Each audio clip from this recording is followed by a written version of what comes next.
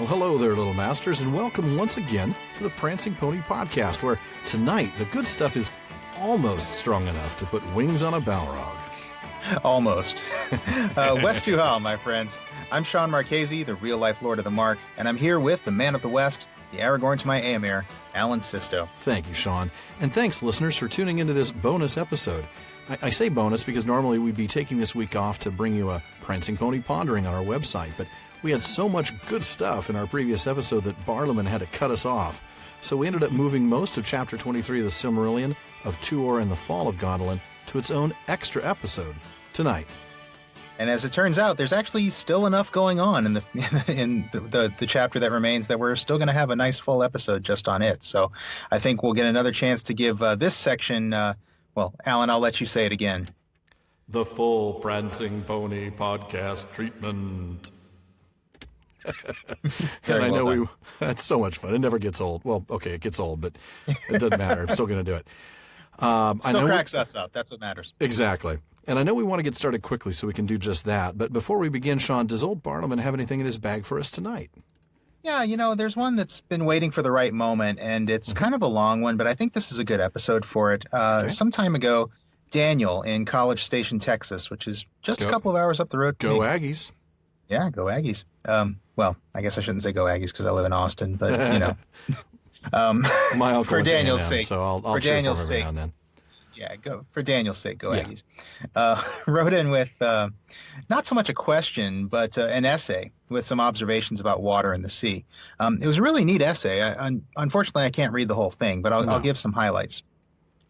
Daniel says, in Tolkien's writings about Middle-earth, the sea consistently holds special significance. In Ainulindale, Tolkien writes, "It is said by the Eldar that in water there lives yet the echo of the music of the Ainur more than in any substance else that is in this earth. And many of the children of Ilúvatar hearken still unsated to the voices of the sea, and yet know not for what they listen."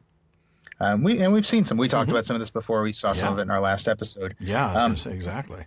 And Daniel offers 3 reasons why he believes water holds this significance. And he breaks it down into the nature of water, the character of Ulmo, who we spent quite a bit of time with last time, and the nature of Middle-earth itself, along with Ilúvatar's gifts to elves and men. So I'll kind of break these out as much as I can. And Daniel, I'll be summarizing, so apologies in advance. But the first one is the nature of water. Sure. Daniel says, in a nutshell, water is necessary to provide life. Air, heat, light, earth are all also necessary, but water flows and moves. There's an active component to it. Clouds, snow, springs, rivers, oceans all show the glory of the creation song as they move and supply life and beauty. This movement and continuation of the creation song is like an echo that never totally fades away. His second point, in regards to the character of Ulmo, he says, "I believe that Ulmo remembers and meditates on Ainulindale more than any other Vala, except maybe Nienna or Mandas." He says the music should echo in the domain of the Vala who keeps it in his mind. Ulmo is often alone, and his mind is ever toward Middle-earth. He loves the children of Ilúvatar. We saw quite a bit of that last time, and he keeps their needs in mind. He shows great understanding of the character of Ilúvatar, and he has a great intuition for how things should be. This meditation, I believe, is why Ainulindale echoes still in water, his domain. Okay. And then the third, I'll give his last point, and then you and I can kind of discuss. Sure. The third is the nature of Middle-earth and Ilúvatar's gifts. He says, Middle-earth was and is marred by the transgressions of Melkor. For elves, the sea is a literal boundary that separates the Undying Lands from Middle-earth, and they can escape the struggles of Middle-earth by crossing the sea. It is worth noting that elves originally were afraid of the sea, and this changed when Ulmo blew his horn, before they traveled to Valinor. The draw to the sea for elves is directly connected with the draw to Valinor. Sure. For men, this desire is different. Men do not have access to the Undying Lands, and they are confined to life in Middle-earth. The sea cannot provide men any literal escape from the struggles of Middle-earth. Men's escape from Middle-earth is through death, Ilúvatar's gift. And to my knowledge, he says, the only man recorded who sees this as a good gift is Aragorn at the end of his appendix. Which I know we want to respond to that one, but all right, since I've done quite a bit of talking already, why don't you go ahead and start with your thoughts? Well, I'll start with his first point, which is this idea of the nature of water. He's got a good point. In fact, I'd certainly concede that the audible motion of the sea, the crash of waves, the flow of the tide, that's an echo of the music. I'm not sure. Tolkien really only discusses this longing for the sea. You know, they hearken still and say to the voices of the sea. They don't hearken to the voice of the clouds and the snow and the spring, the rivers, the oceans. So I'm not really sure about movement being relevant in this case. I mean, it's intriguing, but I don't know. I don't know that I would go so far as to bring in those other pieces. That's interesting. Yeah, I mean, there's definitely music there, but is it really an intentional echo of the music, capital right, M? The music, right.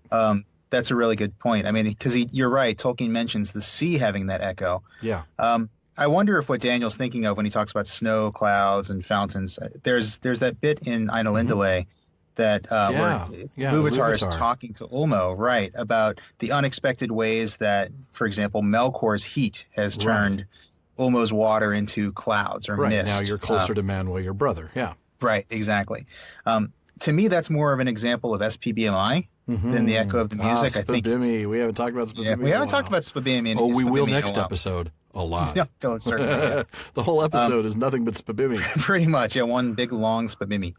But yeah, I think that's more an example. And for anybody who missed it, that's the doctrine of shall prove but mine instrument. Basically, the idea that anything awful that Melkor can do, Iluvatar and his agents can turn it into something beautiful, something good. Yeah. And I think that's what that is. You know, that's showing, look, he's created these fires, this immoderate heat, but look, now there are clouds. You're closer to Manwë, as you said. Now there's rain, there's beauty, there's motion there. And so I don't think you can give all that credit to Ulmo, and I don't think that's that movement is necessarily a reflection of the music. No, and it's I think the sea hearkening, the sea longing specifically. That definitely is, yeah.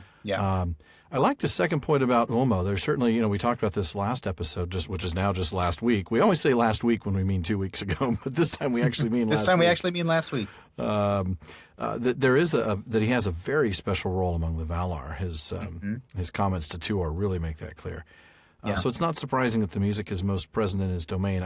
I'll admit I'm not sure what he necessarily means about meditation on Ainulindale. I don't know if that's something that, we never see anything talks about meditation, so I'm not sure. I wonder if he, I wonder if he means just sort of like about contemplation, right? Maybe like I don't know, trying to keep this in a worldview that Tolkien would have approved of, maybe something like a monk or something like that. Sure. I always, for some reason, I always think of Nienna as a bit like a nun. So I can see Ulmo being sort of right. Take the old flying nun and just put the crying nun. The less successful Sally Field. The sequel, the crying nun. They don't like me. They really don't like me.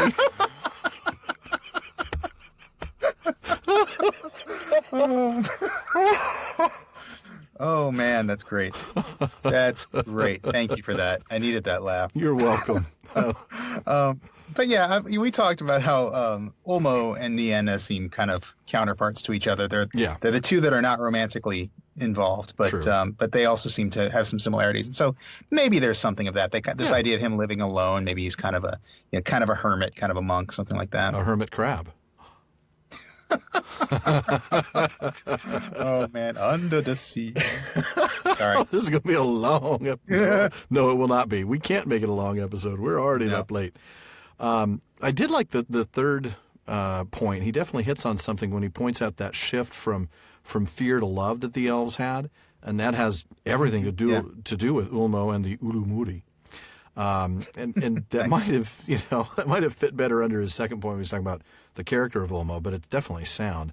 But I'm not sure that Aragorn can be said to be the only human who accepted the gift as a good thing. I think, we'll find out more when we start with the Akallabeth in the next episode, or I'm sorry, in 2 more episodes. But the implication is that the Númenóreans were all fine with that until pretty happy with it for several generations. Yeah, they were willing to lay down their lives before they were unwitted, I think the phrase was, that they basically before they kind of got old and senile, they would lay down their kingship to their sons, and then they would go off and wait until their sons were ready to be wise, take over the kingship, right? Yeah.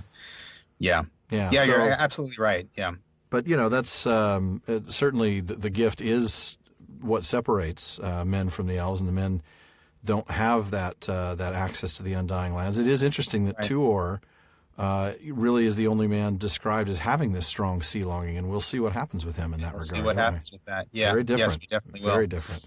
And I like, his observation of water as a boundary. Oh, yeah.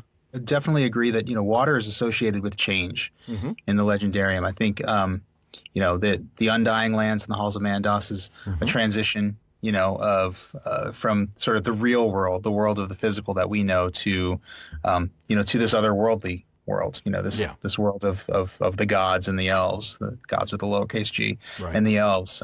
But also a transition from life to afterlife.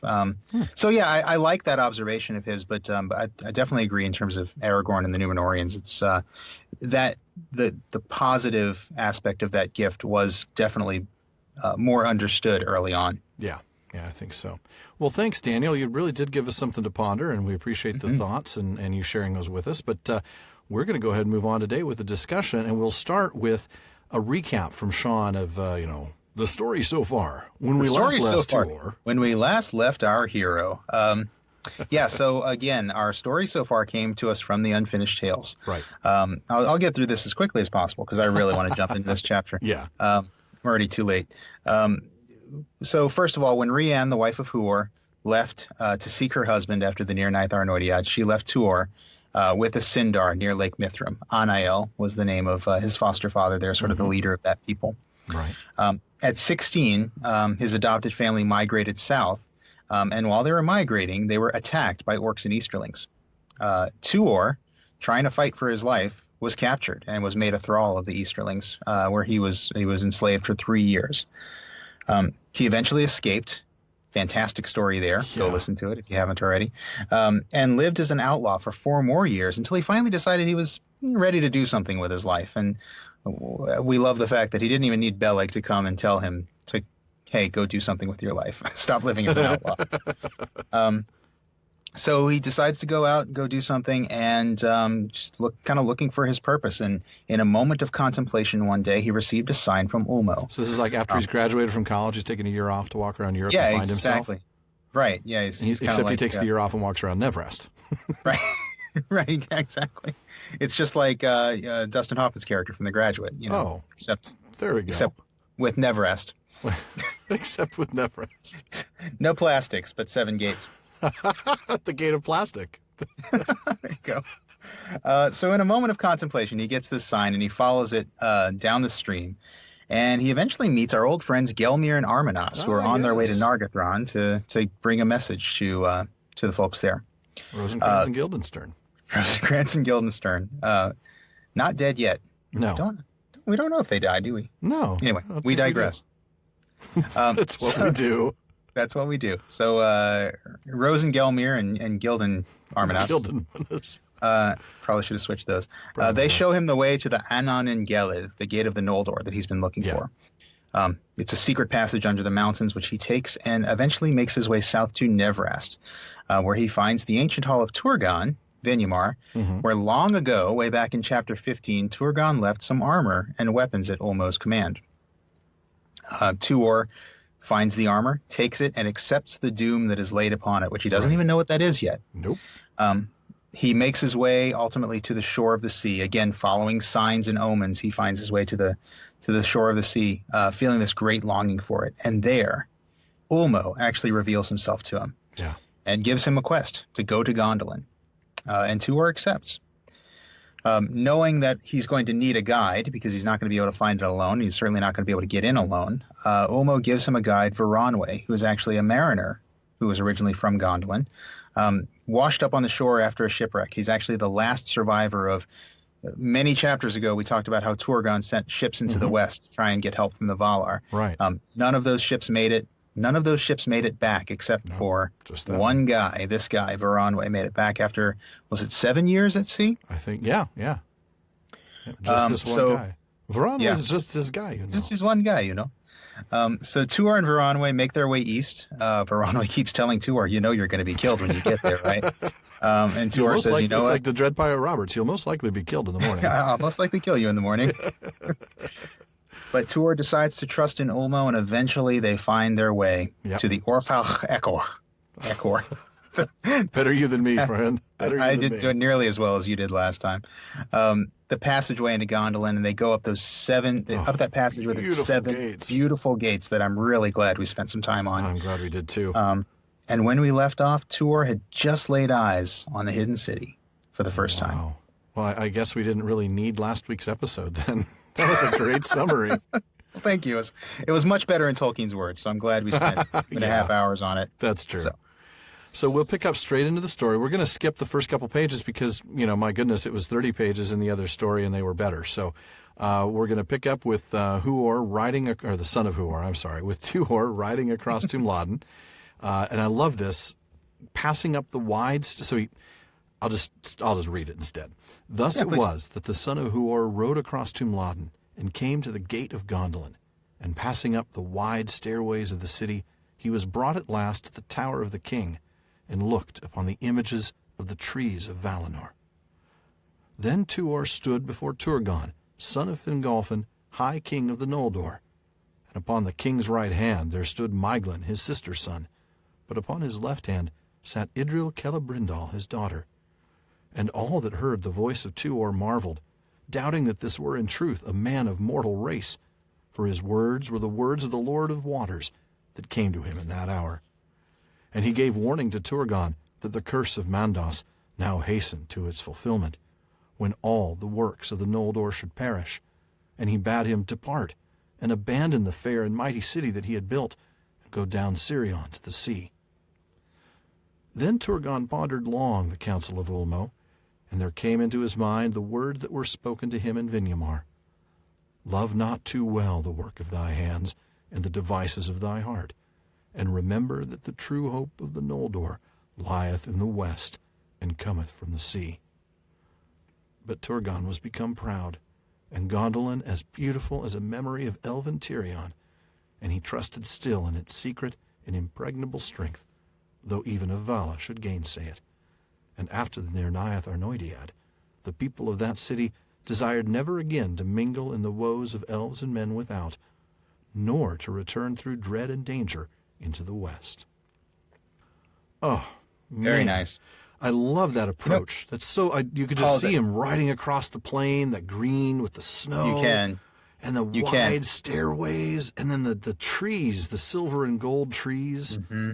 Oh, I promise I'm not going to. I promise I'm not going to do this with every passage. But no, of course, there's in the end notes to the Unfinished Tales piece that we read last time.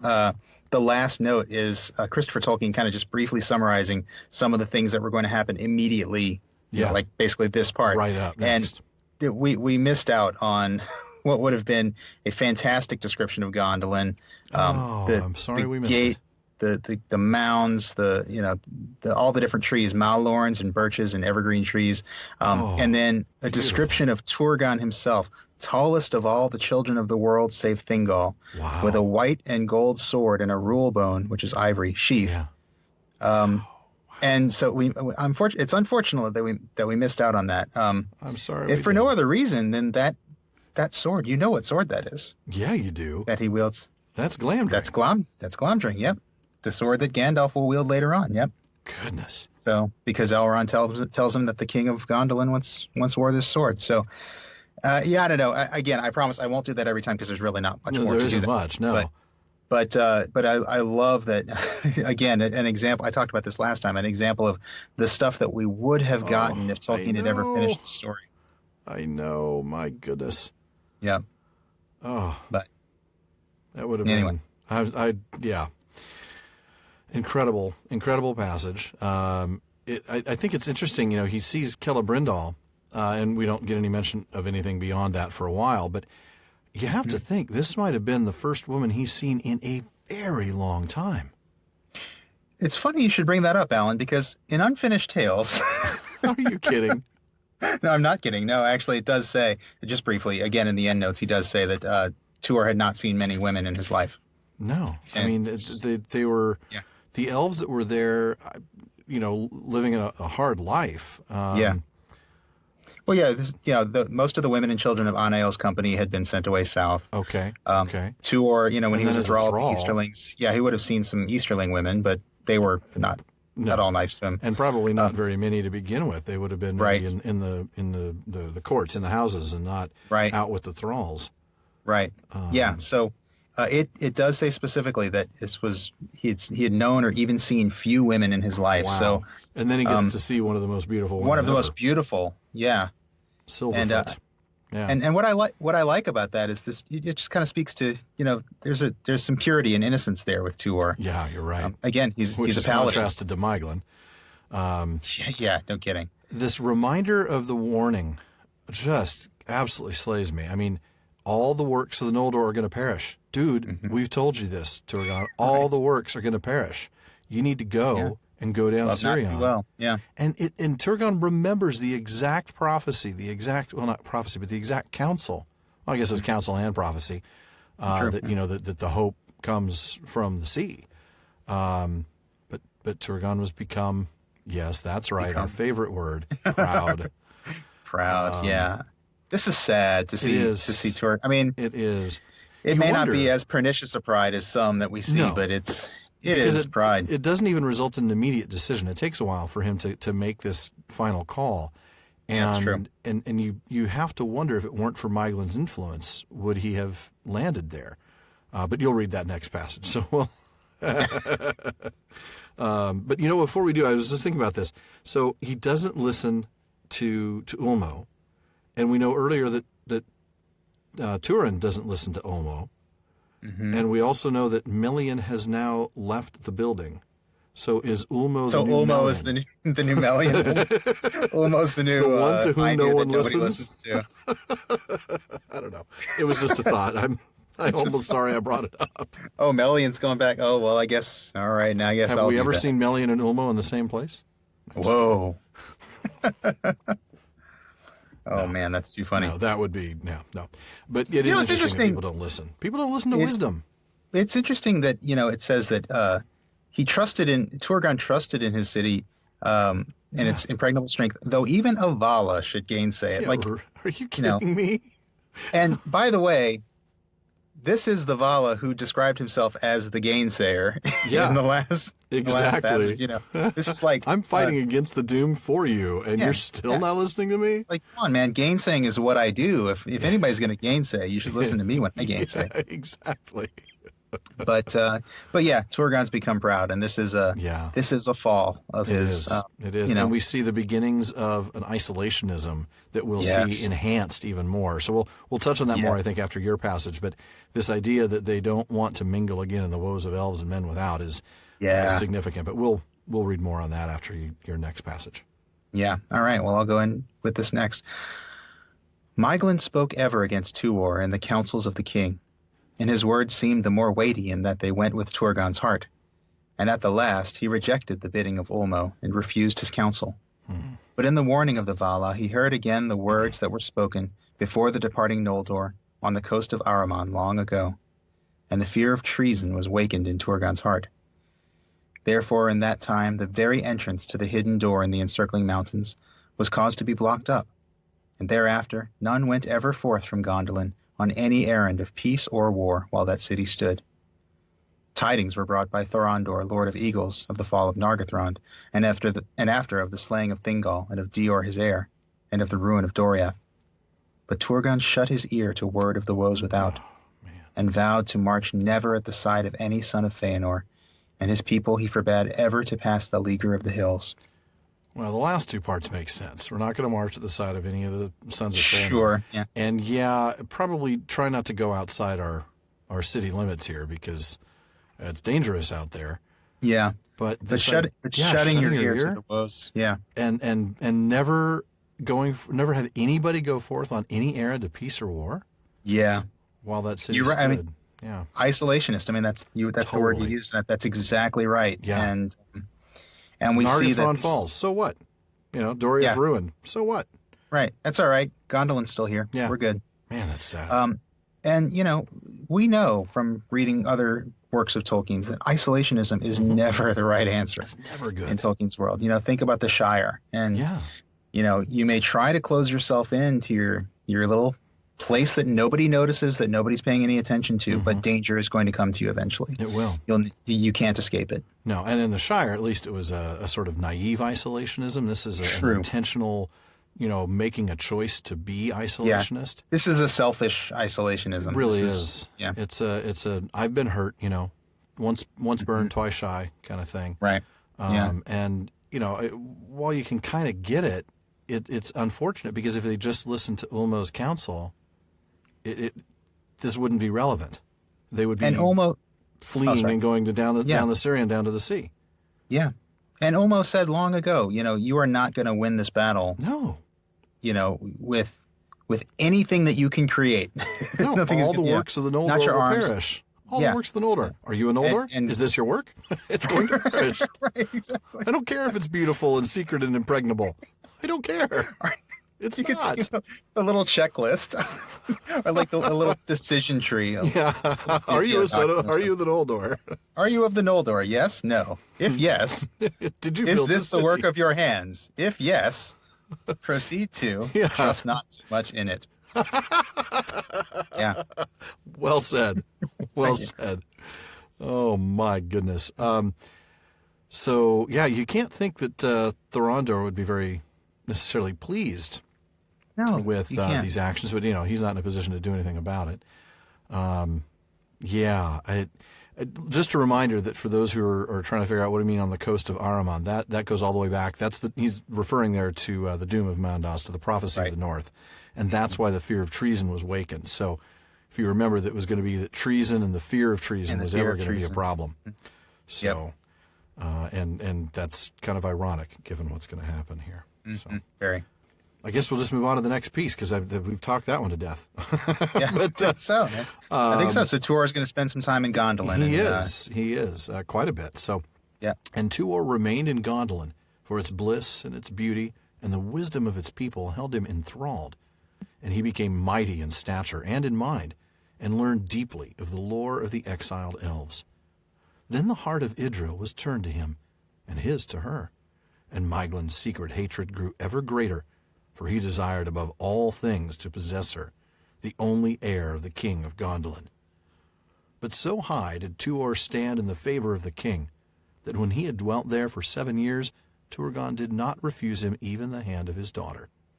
For though he would not heed the bidding of Ulmo, he perceived that the fate of the Noldor was wound with the one whom Ulmo had sent. And he did not forget the words that Huor spoke to him before the host of Gondolin departed from the battle of unnumbered tears. So, he remained in Gondolin as if he had a choice. I'm just going to say. Right. They don't let you leave. Not in. They might have let your dad leave. But it's the Roach Motel of the You Noldor check in, but kingdoms. You don't check out. So he becomes mighty. Go ahead. I'm so sorry. I love that he kind of falls in love with its bliss and its beauty and its wisdom. I love that, and he learns deeply of the lore of the exiles. Yeah, absolutely. I do love that. So you get the sense that, again, not to beat up on Turin so much, but when Turin would come to a place like Nargothrond, he would gain favor with the king, and use it as leverage. And use it as leverage, right? He would never learn anything from these people. He would actually try and force them to do things his way. Yeah, exactly. You're right. Instead of adopting the culture that has reached out and taken care of him, taken him in, he's trying to change how they do things. Right. At least in Nargothrond and Brethil. I can't say that he did that. Tried to do that in Doriath. I don't think there's any evidence of that. But no, that's true. That was he was also younger then. Much younger. Speaking of age, we know that Tuor, when he was what did we figure? He was 19, and then I can't remember. Well, let me think. I'm thinking that he's about 24 now. That sounds about right. Actually, no, he'd have to be a little older than that now that I think about it. He's 27 because he spent 3 years as a thrall. 3 years as a thrall, 4 years as an outlaw. 16, so he was, you're right. So he would have been about 20. He would have been about 23 when he started his quest. Yeah, you're right. And he tarried about a year, so he would be about 24. A year. So but then however long it took to get to Gondolin, though. Yeah, which we don't take very long. I don't think that took more than a few weeks. So I'm going to say about 24 when Because he wasn't tarrying, so yeah. No, exactly. Yeah. Like 9 days Yeah, to go it's probably- one cell yeah. length. So Yeah, probably within the 24 span of a maybe year. So 24 one or- when he give or starts take. this, but he's 31 when they get married. Because he starts there as a 24-year-old. I do want to observe this though. Maeglin desired above all things to possess Idril, the only heir. Oh boy. Yeah. We talked about his little, problem the last time. Yeah, we talked about the fact that his intentions toward Idril really always, if not always, almost from the very beginning, his intentions were pretty much he wanted Gondolin. I mean, remember when he was raised by his mother, Aridel, Turgon's sister, he was told all these stories of Gondolin, and he fell in love with the idea of Gondolin long before he'd ever laid eyes on it or on Idril. And he was very happy to find out that he was the only male heir, that he was the nephew of the king. Right. And that Idril was the only heir, the only direct line heir. No and sons. Was available. To her first cousin. But not to him. Yeah. And we talked about that. And we talked about the fact that it was always just a way for him to, kind of make a move on the throne. Which is interesting because I've always thought, well, to what good is that if Turgon is an elf and immortal? I mean, unless you're going to kill him. Unless you're going to kill him, yeah. Which, who knows? Yeah. Does that tell? I mean, to me, that just speaks that he had, even deeper plans that never really get talked about. That never really get mentioned. That's a really good point. Yeah, because he's never going to die of old age for you. Right.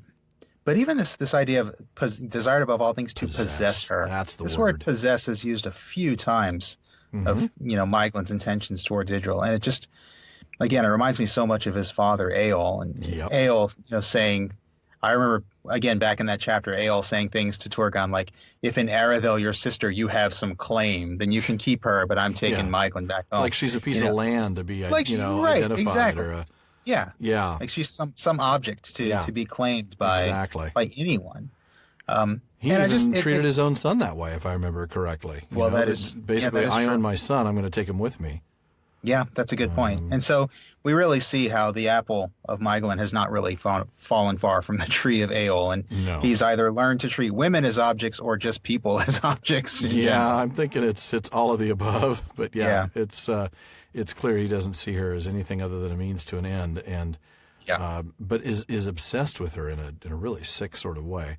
Yeah, and remember, and they're first cousins. Again, you mentioned it a moment ago. Yeah, I mean that's better than brother sister, but it's still not okay.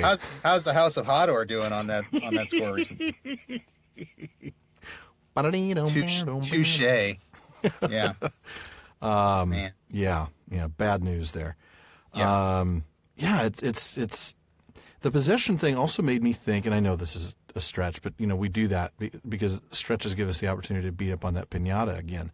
But the one word that comes to mind every time I think about Feanor is his possessive attitude toward the Silmarils, and it comes to me because that's the word that Tolkien himself used in the letter to Waldman about the downfall came about because of Feanor's possessive attitude toward the Silmarils.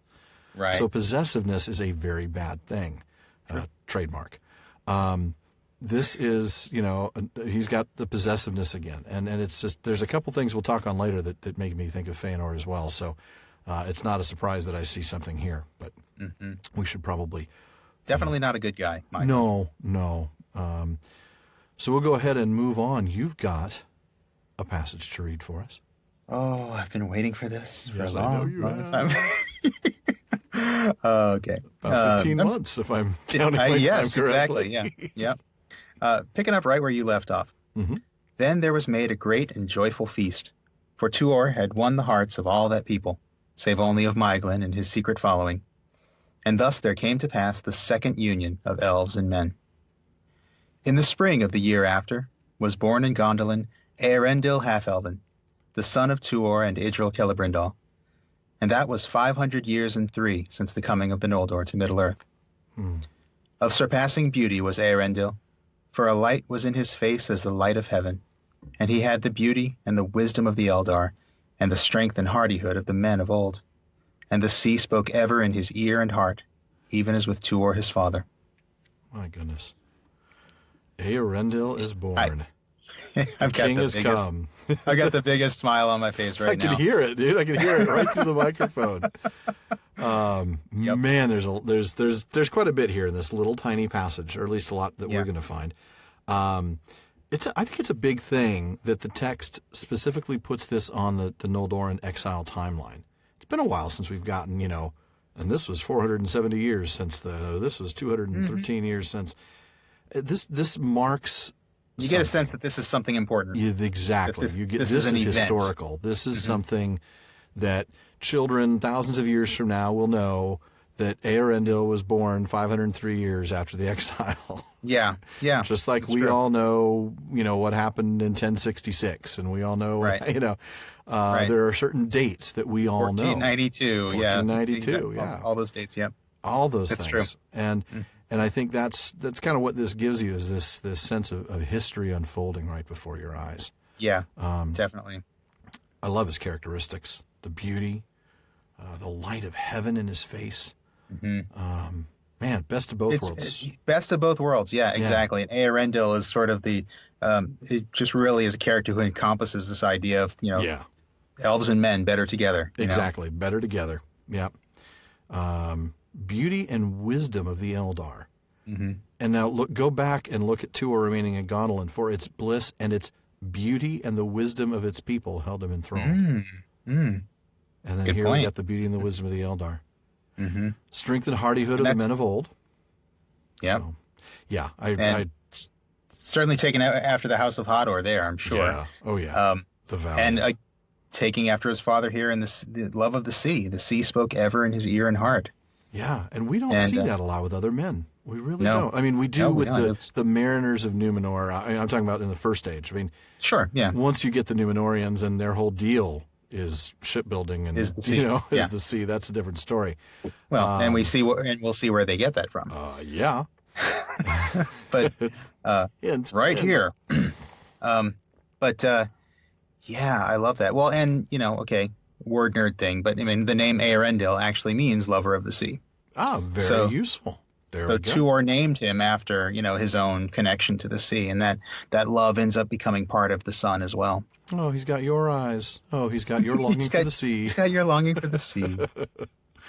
That's sweet. A little bit of family history, of genealogy, if you will, to give us an identification in terms of really who is Earendil in terms of his ancestry.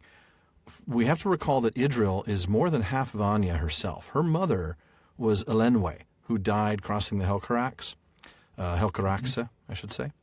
And she was the only full Vanya that we are aware of to accompany the Noldor into exile. So she's full. Her mother was full Vanya. Her mother was full OMG Manwë. OMG Manwë. OMG Taniquito. But then her father, Turgon, is also part Vanyar through his grandmother Indis, Finwë's second wife. So Idril is 5/8 Vanya. Tuor, on the other hand, so she's 5/8 Vanya, 3/8 Noldor. So she's actually more Vanya than Noldor. Idril is. Idril is, yeah. Okay. Exactly, the mother of Earendil. So we're getting, that's half the math. Yeah. That's the elven half. Now the human half, Tuor, is a mix of all three of the houses of the Edain. His father was Huor, and he was 50-50 of the house of Hador, through his father Galdor, and the house of Haleth, his mother. Okay, right. His mother was Hareth. Now, Tuor's mother Rhiann was of the house of Beor. So Tuor was half Beor and a quarter each, Hador and Haleth. Half Beor comes from his mother's side, and then the other half is split 50-50 between Hador and Haleth, coming from his dad. So that makes Earendil, in order, if I did the math right. And I don't always do the math right, but I think I did this time. 5/16 Vanyar, so he's not majority, he's a plurality Vanyar. Okay. Then a quarter from the house of Beor, 3/16 Noldor, and then 1/8 each Hador and Haleth. Okay. Okay. And he doesn't have any Telerin blood in him. No Teleri. He would have had to come from the house of Finrod or of Finarfin to do that. Right. Right. That's true. Yeah, because wow. So Eärendil is the biggest slice of the pie chart of Eärendil's heritage is Vanya. Yeah. Very interesting. If you picture his pie as two halves, the elven half on the left, it's Vanya is a little more than half of that, or a little more than a quarter, with Noldor being the other, chunk. And on the human half, he's half of that half, or one quarter, Beor, or the House of Beor, and then the other one is two nice even slices from the houses of Hador and Haleth. So just a little genealogy.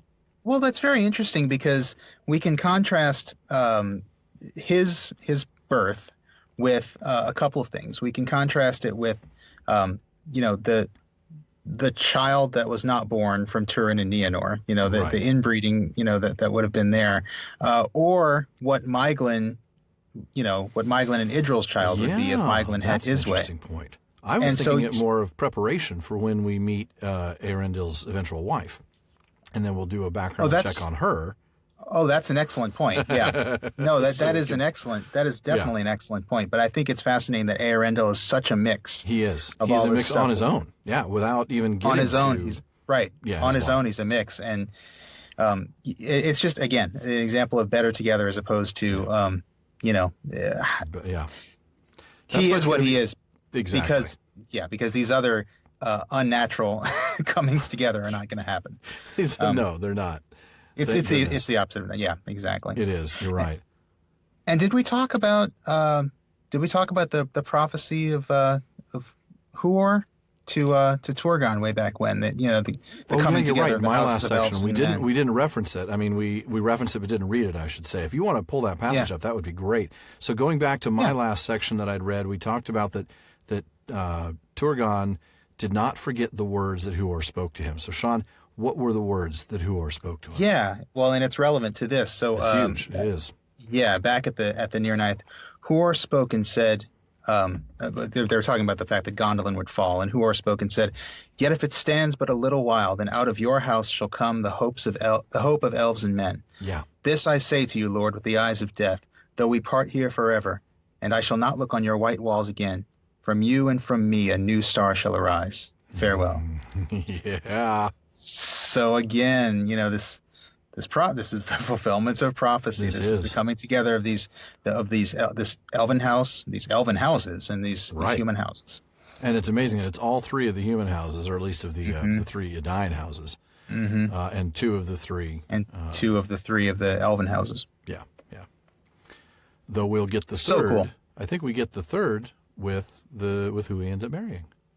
That's the whole point. So what that does is that'll give us a chance to talk about the makeup of their and do more math again. And do more math. So much fun. I'm glad you like it. I kid. Man, I was being facetious. Okay. That was sarcasm. I know my sarcasm is sometimes hard to notice. Very dry. It's very dry. But even I like my wife doesn't always know. I kid. She knows. That was sarcasm. Okay. What was it on Big Bang Theory? Leonard Sheldon was it? No, it was Leonard. I always get which one's which. I've never seen that show. Oh man, that show is such it's nerd. 2 episodes in a row where I'm admitting I've never seen a show. Leonard goes to Penny and I guess he's asking her, "Are you being sarcastic?" He doesn't understand sarcasm. It's a brilliant little set of moments. That show, we're gonna have to help you out with that. I haven't watched it in a couple of years, to be fair. I don't know. It might not be any good anymore. I have kids. I can't watch that stuff. Right. No, exactly. I've only got time for I don't know, Curious George and it's all cartoons. Sheriff Callie and Octonauts. It's a sad life, man. It's a sad life. They're not old enough for Lord of the Rings yet. I'm sorry. I know people say, "I watched Lord of the Rings with my 4-year-old." I'm like, you're out of your mind. No, I'm not ready for that yet. With my kid who's going to have nightmares about the Nazgul. No, definitely not. No, I'm reading The Hobbit to my son right now, and he asked me if there are more Hobbit books, and I did tell him that there is a sequel. And every read time it when you're 10. That's what I keep telling him. I don't think you're ready for it yet. And every night he says, "Daddy, I really want to read Lord of the Rings." And I'm like, "Not until you're older." He says, "But Daddy, I like scary things." I'm like, just no, not yet. No, not quite yet. Soon. So in this same passage, we're not going to read it, but we get some information. We find out that none knew. Boy, is this we can't keep good things. Oh yeah, no kidding. That this area had now been revealed to Morgoth by the cries of Hurin. We talked about that a couple episodes ago. Yeah. Who kept on calling out, "Hello, Tuor, I'm down here. Hello, Turgon." Yeah. Or Turgon. I'm sorry, Tuor. Why would he There's a call lot him of his T's, nephew? a lot of U's, a lot of O's, and a lot of R's. You're right, actually. I just missed the G in the end. But Yeah, exactly. so yeah, hello, Turgon. Excuse me, I'm down here, and you didn't get there. So now, like we talked about then, Morgoth knows where to look. That's big. Now, Idril is a wise woman. She decides I'm not. She was there when her now husband had said, "Listen to the words of Ulmo." And she, of course, wasn't going to be speaking out against her father, but she'd take some action in preparation for what might happen. So she actually creates a secret path that would get people out onto the surface of the plain, way outside the walls, and to the north, where nobody would expect them to be trying to escape. So, I love that. Yeah, Maeglin had no idea about this. She had the good sense not to tell her creepy cousin. Yeah. Yeah, don't tell creepy cousin who wants to possess you. Good idea. Yeah, right. Okay, so secret way. Now we're going to find out why she's going to need the secret way. So I'm going to go ahead and read this next little bit. We're going to learn a little bit about what Maeglin's been doing and then what happens. So often Maeglin went with few of his folk beyond the leaguer of the hills, and the king knew not that his bidding was defied. And thus it came to pass, as fate willed, that Maeglin was taken prisoner by orcs and brought to Angband. Maeglin was no weakling or craven, but the torment wherewith he was threatened cowed his spirit, and he purchased his life and freedom by revealing to Morgoth the very place of Gondolin, and the ways whereby it might be found and assailed. Great indeed was the joy of Morgoth, and to Maeglin he promised the lordship of Gondolin as his vassal, and the possession of Idril Celebrindal when the city should be taken. And indeed, desire for Idril and hatred for Tuor led Maeglin the easier to his treachery, most infamous in all the histories of the elder days. But Morgoth sent him back to Gondolin, lest any should suspect the betrayal, and so that Maeglin should aid the assault from within when the hour came. And he abode in the halls of the king with smiling face and evil in his heart, while the darkness gathered ever deeper upon Idril. One of the darkest moments, really, in the entire volume. This is just pure evil. The betrayal. Yeah. And deeper than just the betrayal. Yeah. Yeah. And just the life of lies that he's living, the smiling face is just, it's sickening, actually. It is. You just want to punch him, but yeah, you really do. You really do. You knew there was going to be a problem when Maeglin got to the city in the first place, and you just keep thinking, Turgon, if you could have kept your sister around, if Arthel had never left, Maeglin wouldn't even exist. Yeah. And, okay, sure, what other things does that change? Well, not much, really. Unlike a lot of these other things where you're like, well, okay, if the Noldor hadn't rebelled, then they would still be in Valinor, but then we wouldn't have all these cool stories. Okay. Right, yeah. Or, if... That's a big, that would be something. Well, yeah, what would we be missing from this story? What would we be missing if Maeglin never was? We wouldn't have that cool really seventh not. gate. The seventh gate, you're right. You're right. There's that. There is that the might steel be about gate. it. That's about it. It's just so unfortunate. And it's a cool gate. Yeah. Not worth the destruction of the city it's going to protect. It's supposed to protect. But, It's kind of counter to the point. You learn a lot about Maeglin. He's willing to break the law. He doesn't care. He wants to do what he wants to do. And in fact, let's touch on that. I didn't read that, but we see just before the passage that I read that he loved mining and quarrying after metals, and that he was master and leader of those elves who worked in the mountains distant from the city. So, yeah, I'm going to go there. So he's going riding out. He's going way out, city. Yeah. and he's doing this mining and quarrying that he loves to do. He's not hanging around in the city. So I'm just gonna draw some parallels here. I know in where Chapter you're going. 5, Let's go right there. Feanor and his sons abode seldom in one place for long, but traveled far and wide, going even to the borders of the dark, seeking the unknown. In the next chapter, we find that Feanor lived apart from his brothers, exploring the land, busying himself with the knowledge and the crafts in which he delighted. Mm-hmm. We also know Feanor was a lawbreaker. So, yeah, I'm seeing some similarities. Significant parallels there. Yeah, and the possessiveness that we've already talked about. Those characteristics right there. The traveling, going to the borders of the dark, seeking the unknown, living apart, busying himself with the knowledge of the crafts that he delighted in, the possessive attitude, the breaking of the law. Maeglin, a lot like Feanor. Maeglin is a lot like Feanor. And that's one of the reasons why I don't like him. Yeah, no, that's totally fair. And you know what? Yeah. Not only does this comparison show how bad Maeglin is, the proof of Maeglin's deeds that we're about to see in about a sentence or two is that obviously Maeglin is a bad guy. And so I think the comparison to Maeglin reminds us how bad Feanor is. I think you're right. And so if there's anybody who's made it through 42 episodes, 41 until today, 41 until today, of us beating up on Feanor and is still listening to us, and they're Feanor apologists. I mean, it's right here. If Feanor wouldn't be like Maeglin if these were good, if these are not good traits. These would be is what I'm saying. These are not good traits that we're seeing here. This is if Maeglin is Feanor like, Feanor is also Maeglin like, and you cannot tell me that there's anything redeeming in Maeglin. No, there is zero good about Maeglin. So, and when you think about betrayal, I guess that's really another thing to think about. I mean, certainly Feanor didn't betray at this level, but pretty darn close when you leave your kin behind and burn the ships and say, have a nice walk across the North Pole. Mm-hmm. Yeah. I mean, that's not quite the same as actually opening the door to Morgoth. I'll admit that, but true. It certainly is a comparison in the sense that he betrayed his people. Yeah.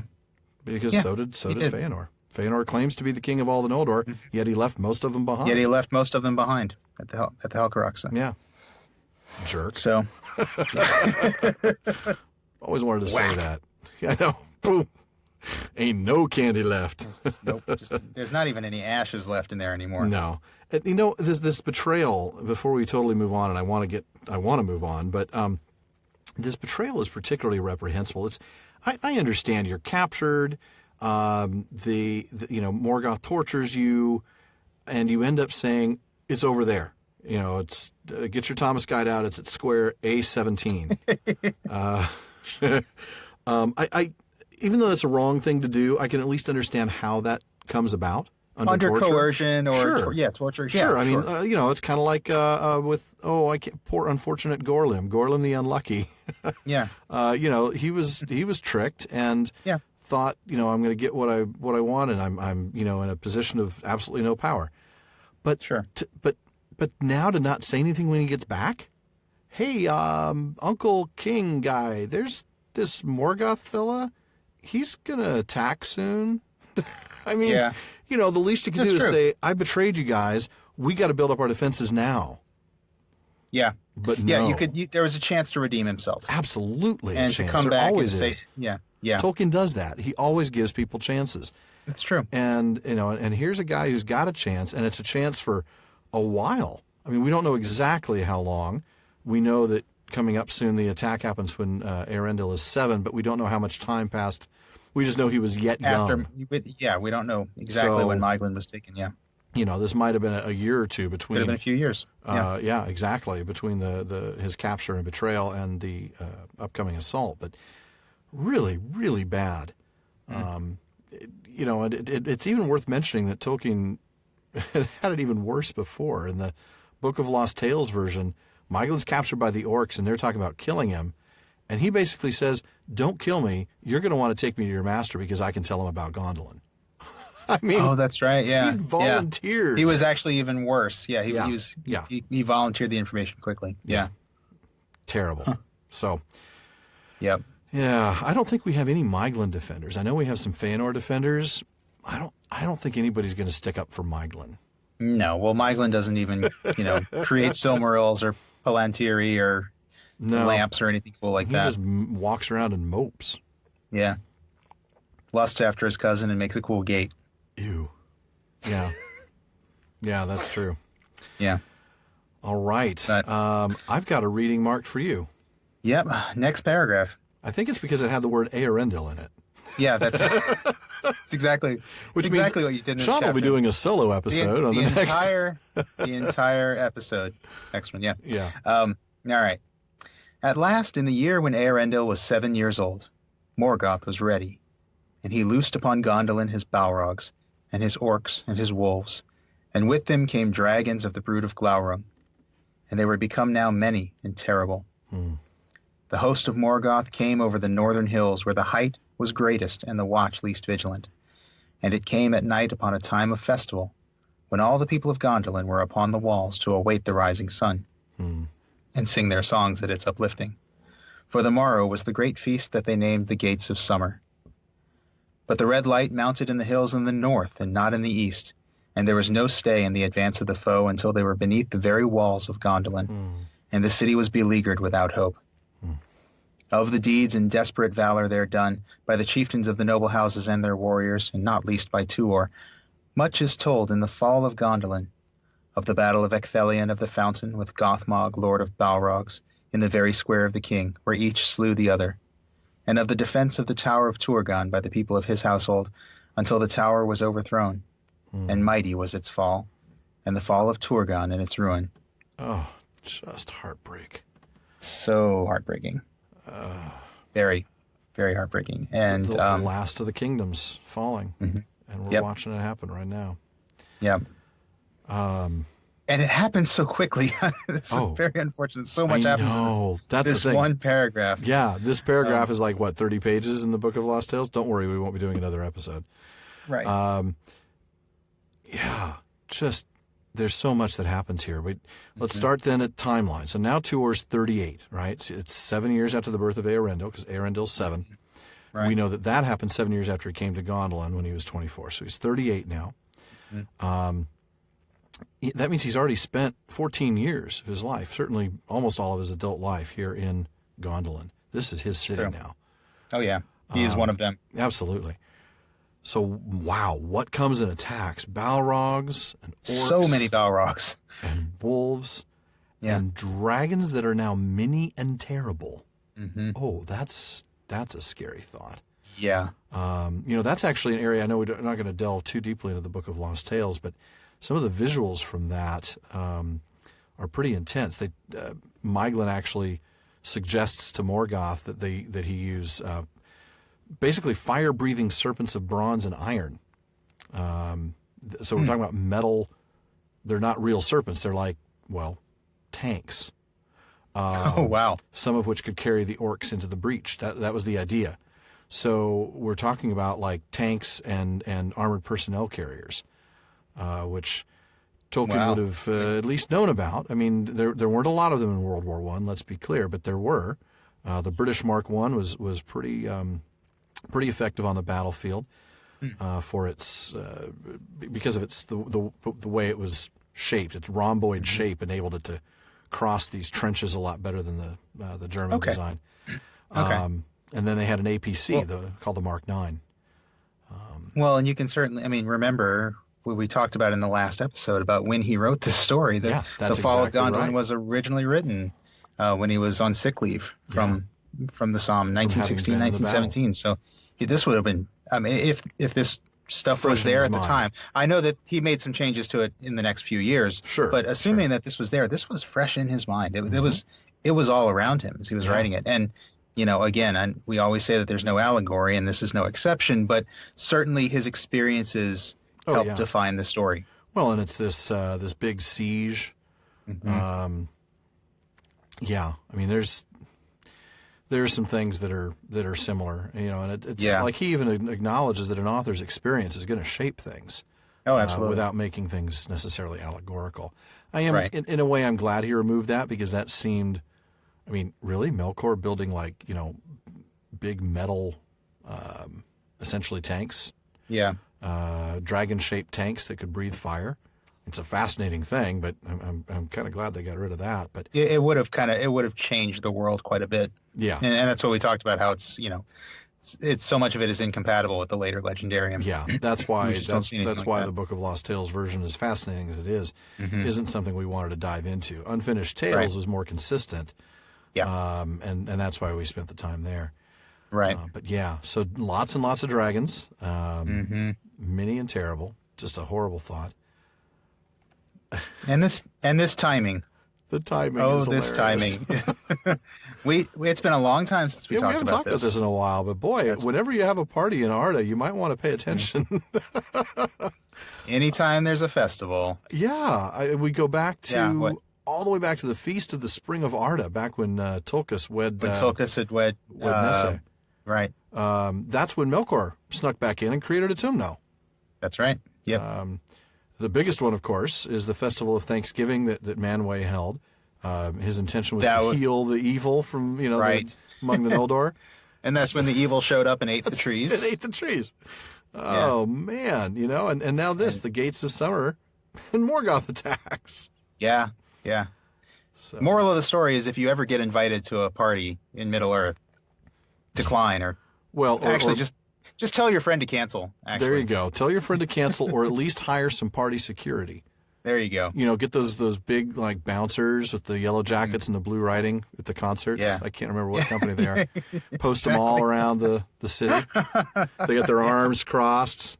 They're looking out. They don't even look at the bunch of big tough looking elves.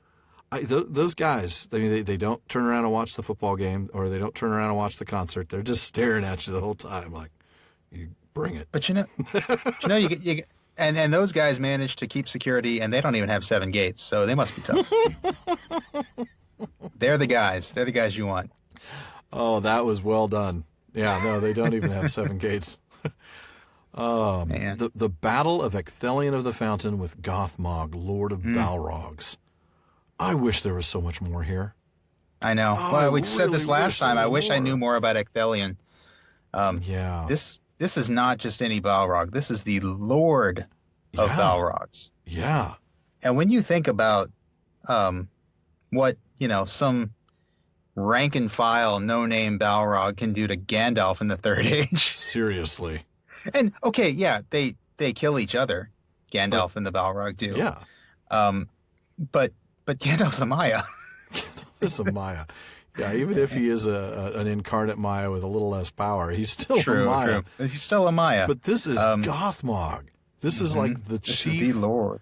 He's really, other than, you almost put him on the same level as Sauron. He's got to be up there with Sauron. Yeah, exactly. This is like my right-hand guy. Sauron is my strategic general. Right. But Gothmog is the guy I count on to win the battle. Right. Exactly. This is the guy who gets out there Gothmog's and the field fights. marshal. Yes, that's a good way of putting it. My goodness, I do wish I knew more about Ecthelion in this fight. Yeah. There's some Calaquendi power at work here too. There really is. And we'll see some of that. And Book of Lost Tales has some, and I recommend that folks who want to get deep in this, go ahead and read that. But just keep in mind, it really is incompatible with much of the story as we know it. The defense of the Tower of Turgon, and of course its fall and the fall of Turgon. Mm-hmm. Turgon's gone. Yeah. That's it. Mm-hmm. The High King of the Noldor. Yeah. Gone. In just that one sentence. It's like a lot of his battle scenes, it's very abrupt. It's very succinct and to the point. And sometimes it's shocking it's in a its little bit abruptness, Spartan. Actually. Right. It's very bare, and I do wish there's a little bit more here, but that's the nature of this kind of story. We all knew this was going to happen, is essentially what's going on here. This shouldn't surprise you. And I wonder if, again, in that other version that he didn't finish, I wonder what we would have gotten here. But as it stands, more than this, I'm sure. Certainly more than this. But as it stands, it really does. It kind of accentuates the idea that Turgon is gone. Just in the blink of an eye.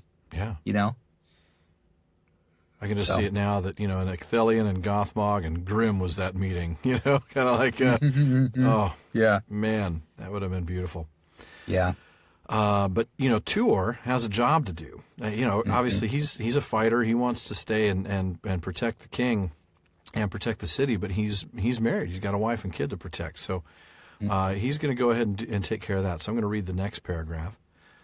Tuor sought to rescue Idril from the sack of the city, but Maeglin had laid hands on her and on Eärendil. And Tuor fought with Maeglin on the walls and cast him far out, and his body as it fell smote the rocky slopes of Amangwareth thrice ere it pitched into the flames below. Then Tuor and Idril led such remnants of the people of Gondolin as they could gather in the confusion of the burning, down the secret way which Idril had prepared.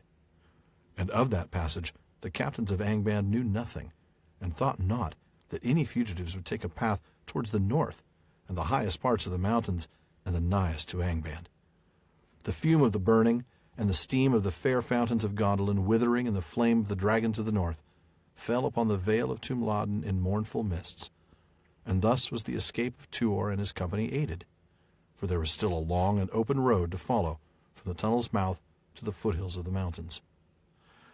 None the less they came thither, and beyond hope they climbed, in woe and misery, for the high places were cold and terrible, and they had among them many that were wounded, and women and children. There was a dreadful pass, Cirith Thoranath it was named, the Eagle's Cleft, where beneath the shadow of the highest peaks a narrow path wound its way. On the right hand it was walled by a precipice, and on the left a dreadful fall leapt into emptiness. Along that narrow way their march was strung when they were ambushed by orcs, for Morgoth had set watchers all about the encircling hills, and a Balrog was with them. Then dreadful was their plight, and hardly would they have been saved by the valor of yellow-haired Glorfindel, chief of the house of the Golden Flower of Gondolin, had not Thorondor come timely to their aid. Many are the songs that have been sung of the duel of Glorfindel with the Balrog upon a pinnacle of rock in that high place, and both fell to ruin in the abyss. But the eagle's coming stooped upon the orcs and drove them shrieking back, and all were slain or cast into the deeps, so that rumor of the escape from Gondolin came not until long after to Morgoth's ears. Then Thorondor bore up Glorfindel's body out of the abyss, and they buried him in a mound of stones beside the pass, and a green turf came there, and yellow flowers bloomed upon it amid the barrenness of stone until the world was changed. Sorry, that was a long passage. I didn't... Well, where could you really break it up? I mean, it's... Yeah, that's the thing. It's the escape. I mean, that's about all you can get. So there's the fight. Going back to Tuor and Maeglin, right? Yeah. His ironic death, especially in light of his father's curse. Can you imagine, like, he's Daddy told me down. there'd be days like these. Dang it, Dad. Why did you have to be right about this one? Seriously. And why did you curse me with it? Here may you yet die the same death as I. Before he was tossed over the Karagdur. Yeah. And I note that his body was pitched into the flames below. So just a reminder that this siege, this is bad. The city is surrounded by fire. Surrounded by fire. So really, really bad. I mean, because of course you got dragons. Right. That's what dragons do. So but what I love about the fire is in just the next sentence: the fume of the burning, and the steam of the fountains. Yep. That's what aided the escape. It's created this mist and this smoke that aided in their escape. And that happens so often when Morgoth's own things are used against him, basically. A little bit more spabimmy there. And absolutely. And I think, going back to the last time I mentioned spabimmy at the beginning of this episode, it reminds me very much of Iluvatar's words to Ulmo about the mists created when Melkor does his work, And I almost wonder if there's a little bit of Ulmo stepping in here with the steam, using this, helping with the steam to cloak them as they're trying to escape. Certainly. Especially since Ulmo had given a cloak of secrecy to Tuor to get him to Gondolin in the first place. I don't know. I guess there's no proof of it, but it certainly makes me think. It's nice to think about. And if nothing else, it's certainly Melkor or Morgoth's, Morgoth's work working against him. Yeah, which is often the thing with evil. Yeah. My goodness, this fight of Glorfindel and the Balrog, though. Mm-hmm. This has been immortalized in so many, amazing works, illustrations, and artwork that, we all kind of can picture this. Yeah.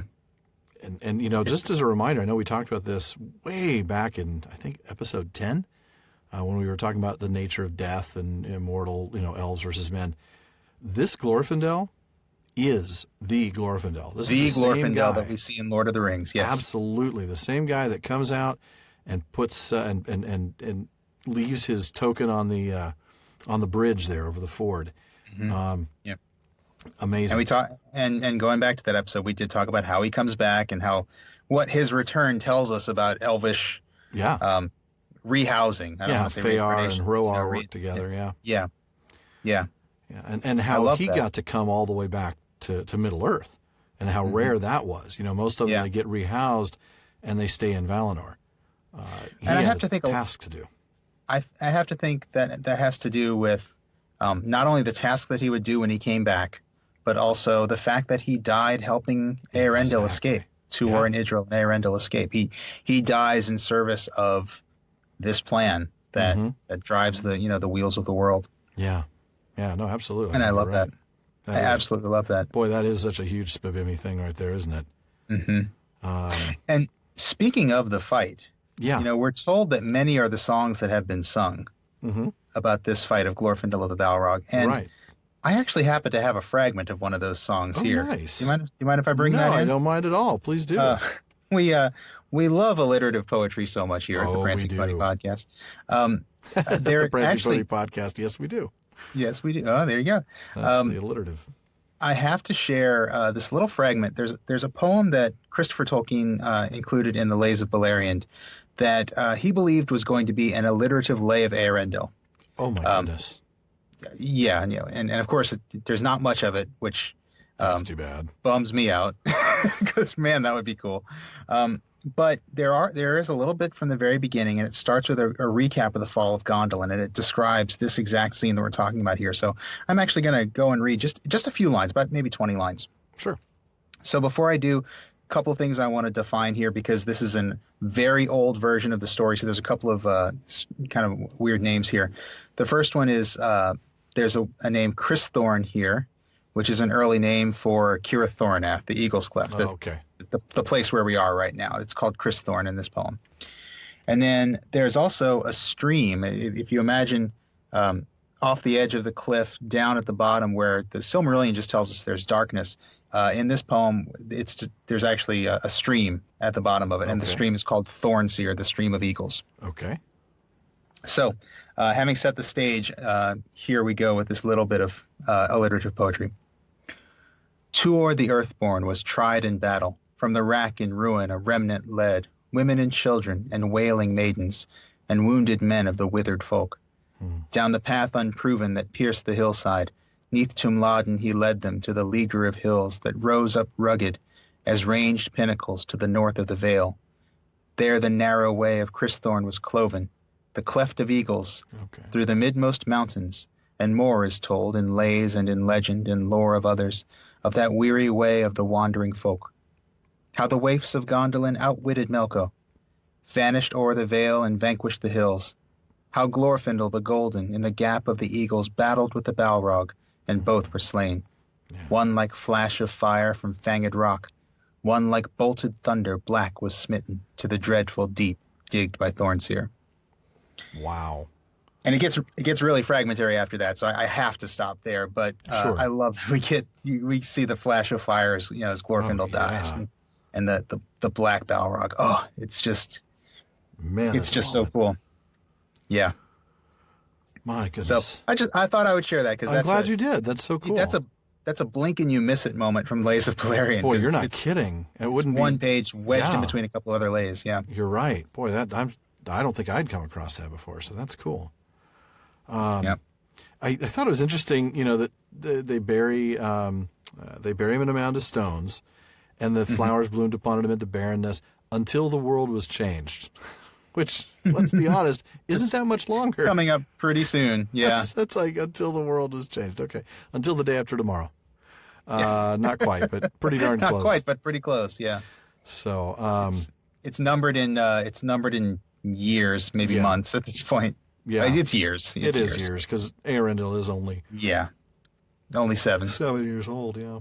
Sorry, I yawned. I apologize. It is very late. It is. You're allowed. Exceedingly so. All right, so I'm going to have you read the next paragraph because this is kind of the escape part 2. It's where they end up. So if you could take that for us, that'd be great. Okay. Thus led by Tuor, son of Huor, the remnant of Gondolin passed over the mountains and came down into the vale of Sirion. And fleeing southward by weary and dangerous marches, they came at length to Nantathrin, the land of willows. For the power of Ulmo yet ran in the great river, and it was about them. There they rested a while, and were healed of their hurts and weariness, but their sorrow could not be healed. And they made a feast in memory of Gondolin and of the elves that had perished there, the maidens and the wives, and the warriors of the king. And for Glorfindel the beloved many were the songs they sang, under the willows of Nantathrin in the waning of the year.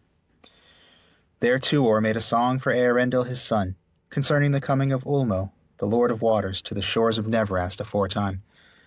And the sea-longing woke in his heart, and in his son's also.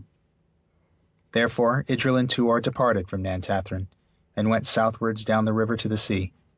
And they dwelt there by the mouths of Sirion, and joined their people to the company of Elwing, Dior's daughter, that had fled thither but a little while before. And when the tidings came to Valar of the fall of Gondolin and the death of Turgon, Araenion Gil-galad, son of Fingon, was named High King of the Noldor in Middle-earth. Oh, there's a name we know. Mm-hmm. Gil-galad. Mm-hmm. So Fingon's son, the nephew of Turgon. Mm-hmm. He's a grandson of Fingolfin. Grandson of Fingolfin, right? Yeah. Now, I know that...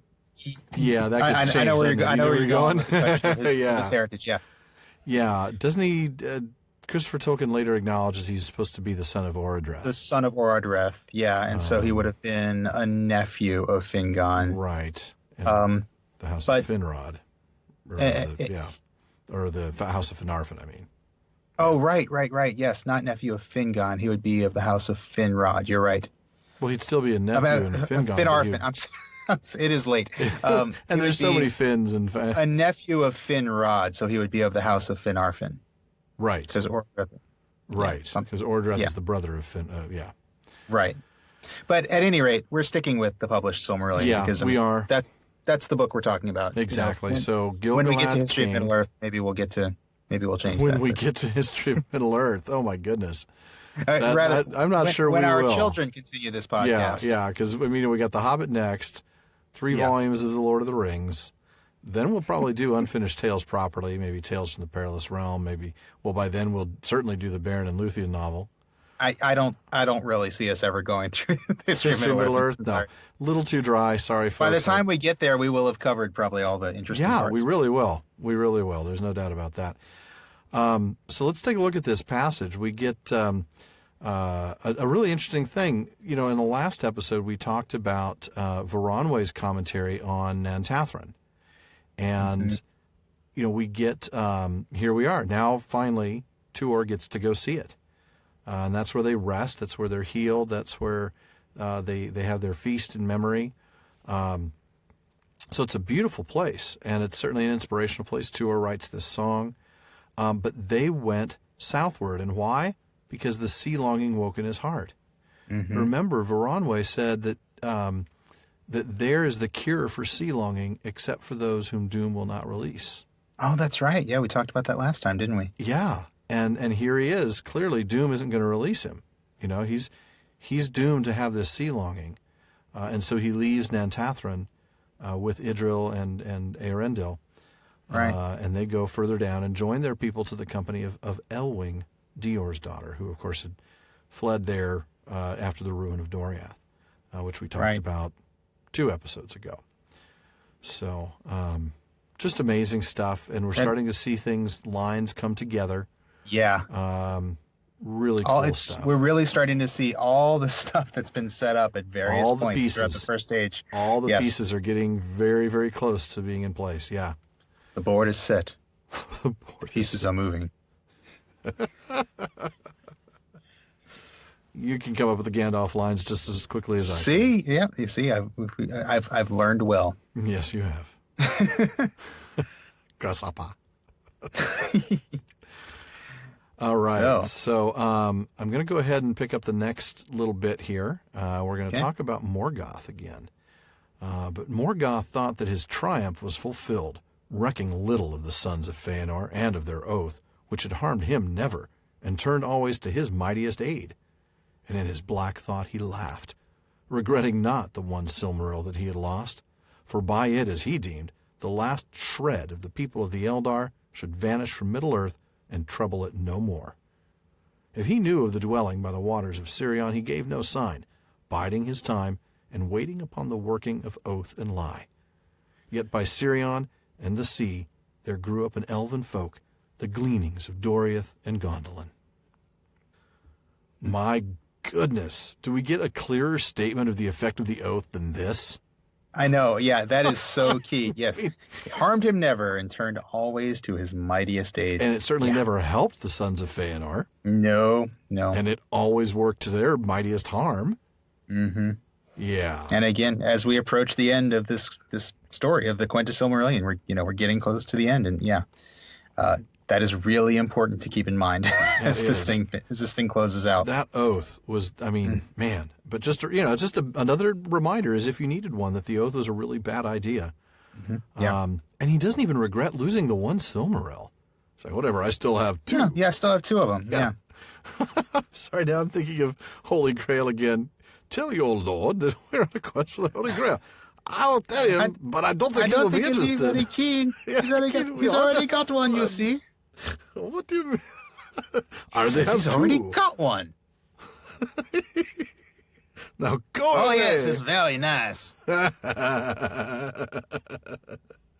Oh, man, all night. I could do those all night. Now go away, you silly English bedwetting knickets.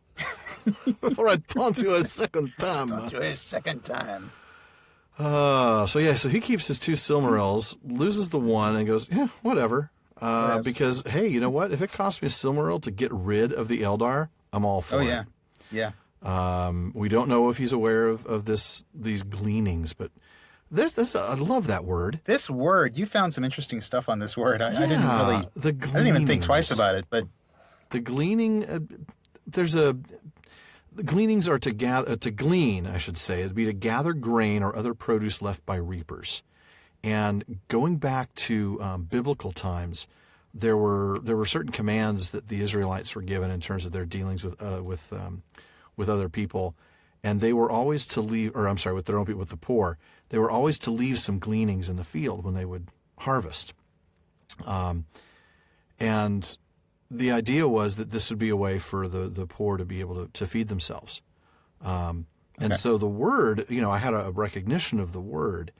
And so I looked it up just to remind myself exactly of what it was. But, here we have this grain or this produce, right? And that's the elves in this case, left by reapers. By in this case, Morgoth, having reaped all of... reaped what he can of Beleriand. And just these, it's like really just these little scraps of grain that were left behind. And then tiny just sort of, little bits. Yeah. Tiny little bits. Wow. Not enough to do much. A field of That's a grim grain. Image. A lovely image, but a grim image. It is. Imagining a field of grain and then just a few pieces of wheat that have fallen to the ground. Mm-hmm. That's what this is. That's who's left. Yeah, that's who's left. That's who's left of the children of Iluvatar and Beleriand right now. Gone. Everything else, toast. Huh. Wow. Just awful.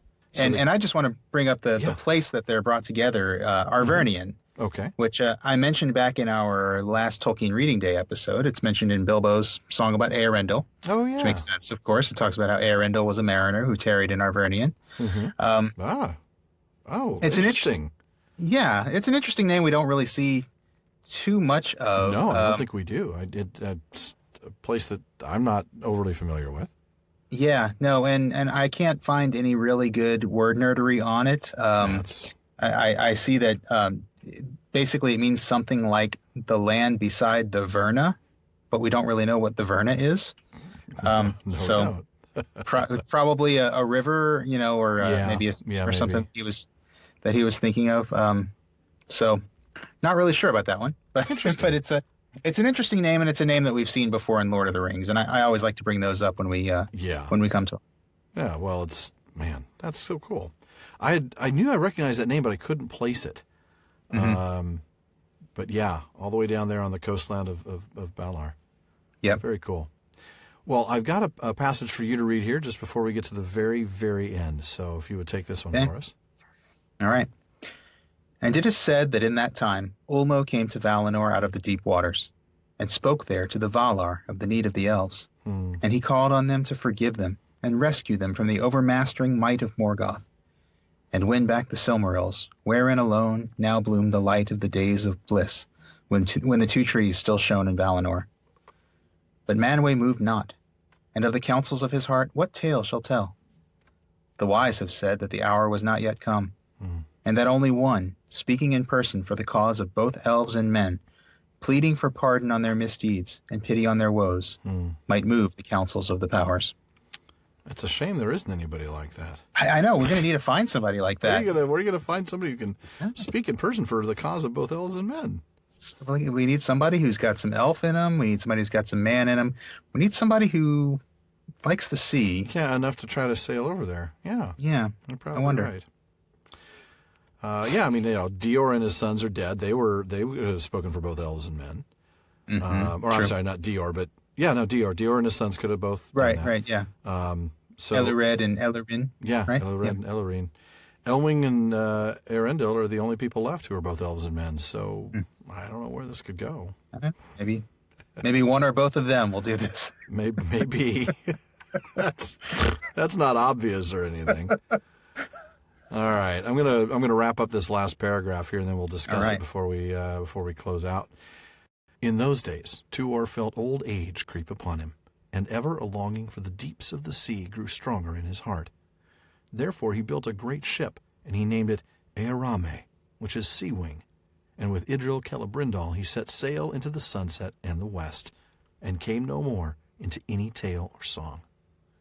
But in after days it was sung that Tuor alone of mortal men was numbered among the elder race, and was joined with the Noldor whom he loved, and his fate is sundered from the fate of men. Okay. Wow. That's huge. That's a big deal. That's a really, really big deal. I mean, the more I think about that, my first thought was, so Luthien got to be counted among the men, right? That's the only other comparison we have. Right. Even Beren couldn't be counted among the Eldar. So why Tuor? It's a really good question. I don't know that there's a fit answer for that. I wish I had something. I mean, you mentioned Luthien, and I wonder if there's obviously some symmetry there with Luthien staying with men and Tuor going with elves. Right. I don't know if the scales were out of balance or something. Yeah, maybe. And I don't know if that, I don't know if Luthien's choice made Tuor's possible. Maybe, but I don't know. Maybe. It certainly brought it to the attention of the Valar that this could be done. Certainly, Not through their powers, though, right? I mean, that's something we learned with Luthien. That decision may have been announced by Mandos. I'm sorry, not by Mandos, but by Manwë. But it was Iluvatar's decision. Only Iluvatar could change the fate of the children. Right, exactly. And so we know that it can't be, we know that how special Tuor was to Ulmo, but that's not it, because Ulmo doesn't have that power. Vala could never do that. Only Iluvatar, and that speaks again to this grand plan. And some sort of, I suppose, reward. But it really is interesting. I wish there was more on that. I mean, I know we don't get the details of it like we get with Luthien. With this, it is sung that this happened, whereas with Luthien, we actually get to hear the tale. That's true. Yeah, we see the moment when it is decided that this will happen. But boy, it is interesting that he gets to be sundered from the fate of men. I like your description of the scales. I know that there's nothing in the text that really tells us that, but I kind of like that idea. Yeah, that there is some symmetry there. There must be balance in the Force. No, I mean it's Yeah, there must be balance. Yeah, it's like, we gotta balance the fates. Yeah. The elves. The elf side is a little light now. They need to. Is it? Yeah. and now you bring you bring Tuor in. Yeah, it's an interesting call. I again, the only thing we know for sure is this has to have been Iluvatar's decision because only he could do that. It's his definitely. gift. We know over and over again, and we'll see it especially in Akalabeth, that the Valar can do nothing about that. They can't change the fate of men. Right. But he's That's allowed true, to be and counted among them. Akalabeth is a good comparison. Yeah. Because of They're his descendants. So and it's maybe really interesting. And maybe the once we have accepted that it had to be Iluvatar, then maybe it is because of the sacrifices that Tuor made. Yeah, it's for this plan. That's kind of what I'm thinking, and also maybe just the fact that he ended up being, I know they called Turin Adonethel because he looked like an elf, but really Tuor lived almost his entire life as an elf. I mean, that's true. Yeah, he really became one of them. He became one of the people of Gondolin. He embraced that culture. He embraced defending them instead of leading them out to slaughter. He did building a bridge. Exactly. Yeah. He really embraced what it was to be, a member of the Eldar. So maybe there's some of that too. I don't know. That's one of those mysteries, and I know there are a lot of those mysteries where we'll never really have a satisfactory answer, but it sure is worth pondering. It is. But I think it's enough to know that this is really, really significant, and it accentuates just how important and how special Tuor is. And I think it also leads us into what will eventually happen with his grandsons and the choice that they'll have, because they'll have a choice before them that's very similar. Yes. And we'll see them each choose differently. So, yeah. And on that foreboding note, that wraps it up for another episode of the Prancing Pony Podcast. As always, thank you so much for joining us. Be sure to join us again in a week when we finally reach the last chapter of the Quenta Silmarillion, Chapter 24 of the Voyage of Eärendil and the War of Wrath.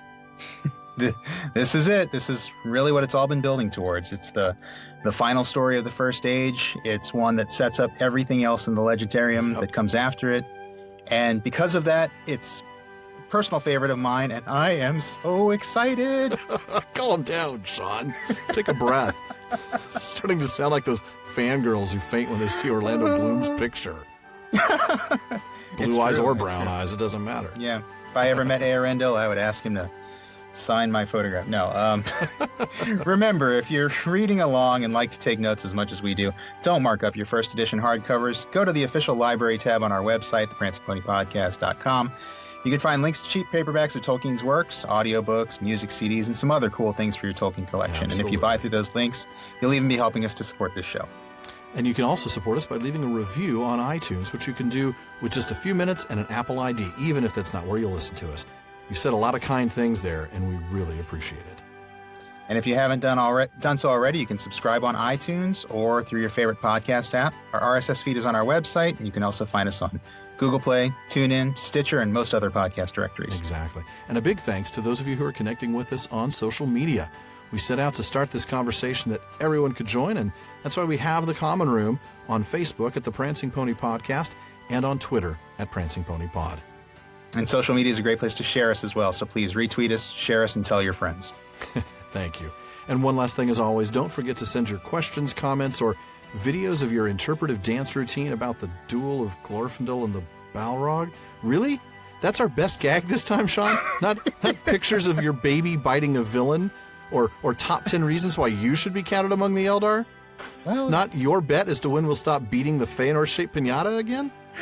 Fine. We'll send them, whatever they are, to the Prancing Pony It's late. at gmail.com, and we'll try to get them into our next episode. Well, an hour 35 is still far too short a time to spend amongst such admirable listeners, but until next time. Farewell, friends.